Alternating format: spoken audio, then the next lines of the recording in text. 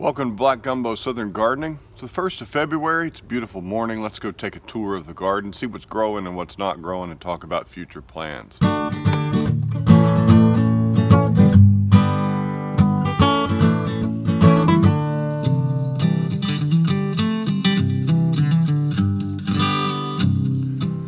This February is the last month of my fall-winter garden.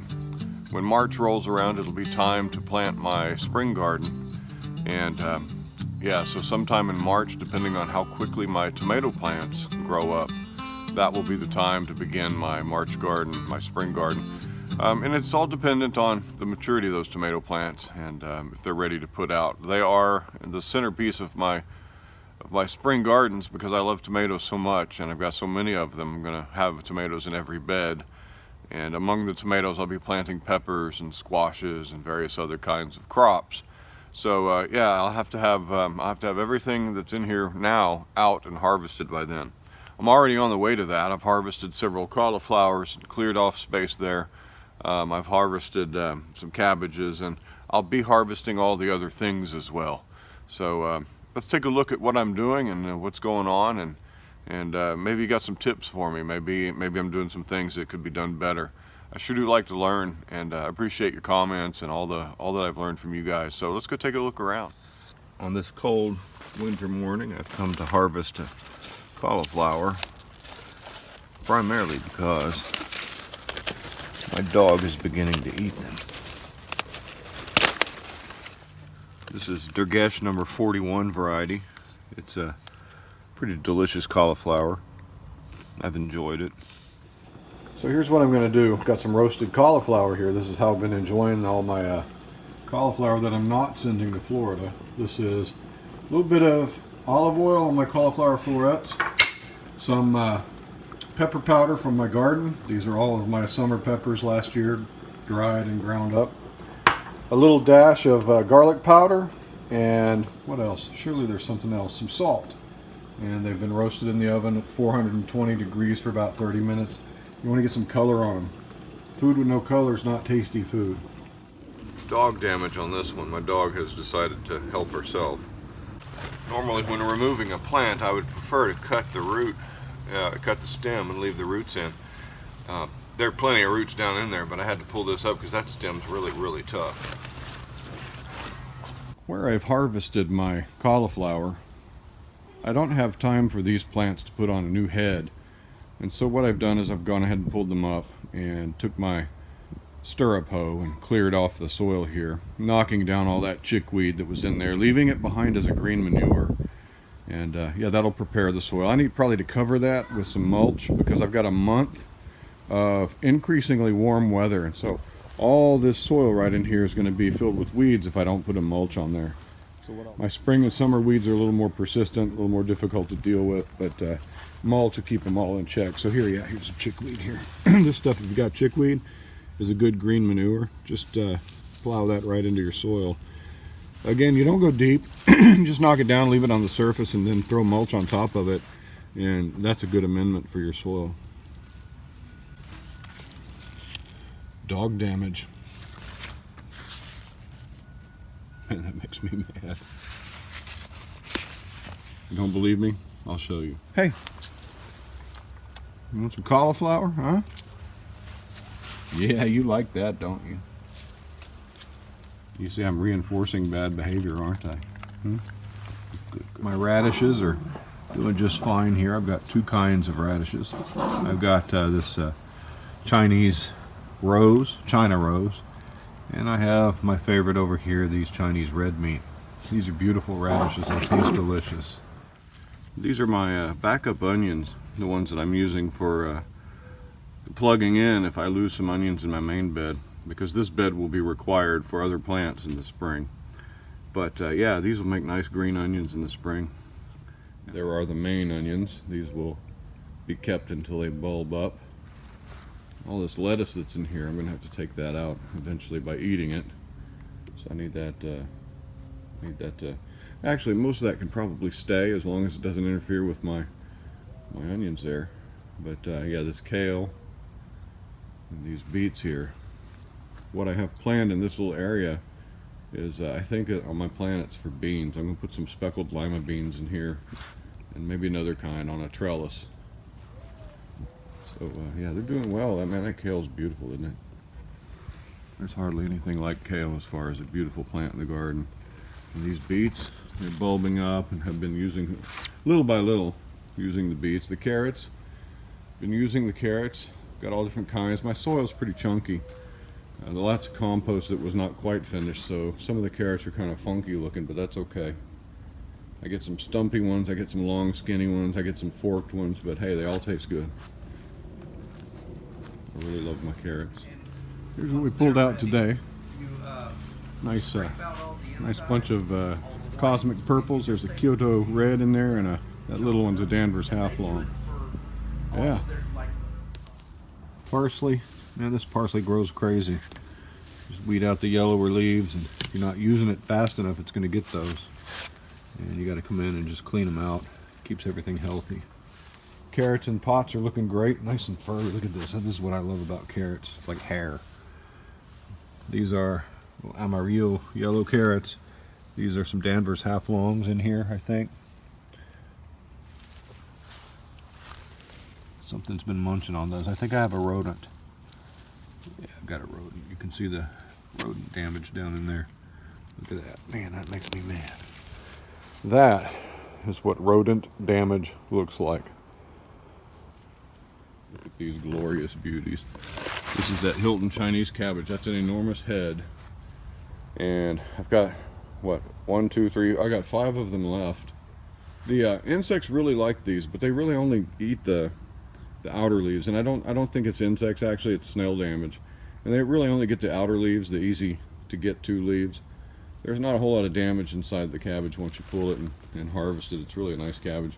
Got a couple more of those green heading cabbages over here, and wow, that's nice. Beets, more beets, and my turnips. These turnips are enormous. I need to make some greens, some turnip greens with them. I've got far too many turnips that I'm going to use, so a lot of this is destined for compost. Which, don't let people shame you, okay? Here's the deal. Let me tell you about this. See all that green material right there? That's mine. I grew it. I can do what I want with it. People are going to try to shame you. If you don't eat your food from your garden, they're going to say, what a waste. With all the starving people in the world, with all the homeless people, why don't you take that food and give it to the homeless people? If you're not going to eat it, why don't you make use of it that way? You know what? If I don't eat it, I am going to make use of it. If I don't eat it in that form, I'm going to eat it in some other form, because I'm going to grow that and put it in my compost pile. Don't shame people for that. If you're using your stuff, your resources, they're yours. Do whatever you want with it, okay? I mean, I worked hard to bring that up out of the ground. God's given me an increase. I can take that down and put it in my compost pile and use it later. It's a good storage facility, my compost pile. It stores the leftovers until I can put them back in the garden, where they're just going to come up again in a different plant. Don't let people shame you. So I had this extension that I built to my raised bed. It used to stop right there. And I added this 5x4 section here. And I thought, you know, I've got a month before I really need to put my plants in here for my spring garden. I'll plug some things in. I didn't have anything growing, so I went to the store and they had this romaine lettuce. These are Bonnie plants. If you watch Bonnie plants on YouTube and see how they do they're propagating, and they're a pretty decent company. So I used to not like Bonnie plants, but you know what? I'll support them, especially when they've got some food that I can plug in. So yeah, I've got some romaine lettuce and some pak choi, and we'll see if we can get a harvest out of these before I have to remove them. Here we have the carnage from my tending of my vines. I'm gonna need to find a way to tighten this wire. Probably not this year, but certainly next year. But yeah, I've come through and pruned all my muscadines, tidied them up, and unfortunately made a bad cut right here. I thought I was cutting a lateral, and I was cutting my main cord on. So yeah, I knocked that one back about halfway. There you go, crazy mistakes, huh? You know what's amazing though? This vine will recover and will travel all this way and even halfway down this one if I don't trim it back, so we're good. Oh, these are beautiful. So we're harvesting lemons today. Got to get these off the tree because they're starting to get overripe, some of them.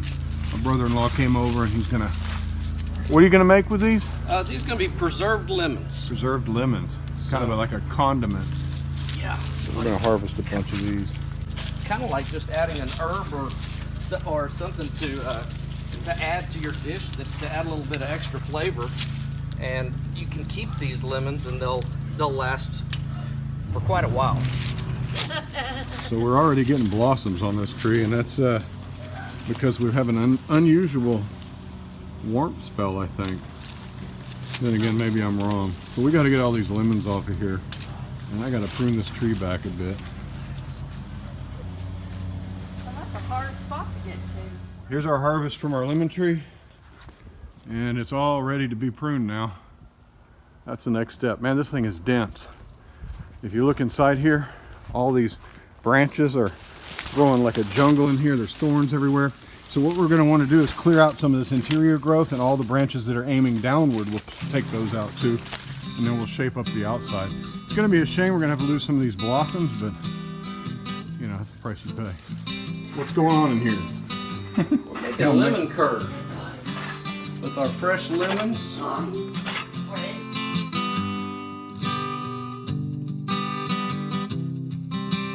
Well, that's what's going on out in the yard, in the garden back there.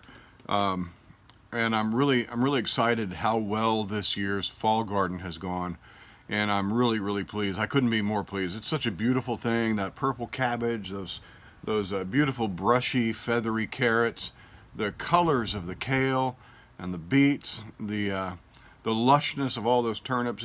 It warms my heart and makes me really glad that I grew through the winter. And there's not been a stop in my garden since for a long time now. It's been going and going and going, and I'm already getting excited about spring. But man, my tomatoes are already started, my peppers are up. Let's go take a look at those. It's time for me to take my seeds out of their bag. One of my trays of seeds I've already taken out, and they're doing fine. I left my other tomato starts inside the humidity bag for an extra 2 days. They've been in there for about 9 to 10 days now. I'm not sure which, but they've been in there about a week and a half, and they're coming up just fine now. So now that they're up, I want to get them out of the bag and under the lights so they can develop their leaves and start to strengthen up, start to straighten up. Inside that bag, they've been kind of curled up and pushed around a bit, but you can see, well, you can't see, but I'll show you that they push the bag up, and they're tough little plants. So yeah, let's get that bag off of there.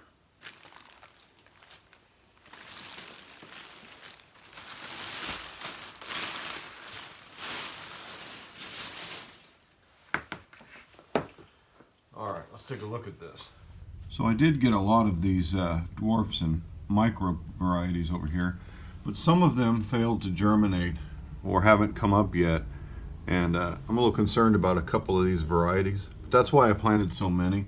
Now, when you take your plastic off, you're going to have to be on top of the watering a little bit more, and you're going to have to pay attention that these don't dry out. I will be watering these from the bottom. Now that my peat moss seed starting mixture is moist, it will readily absorb water.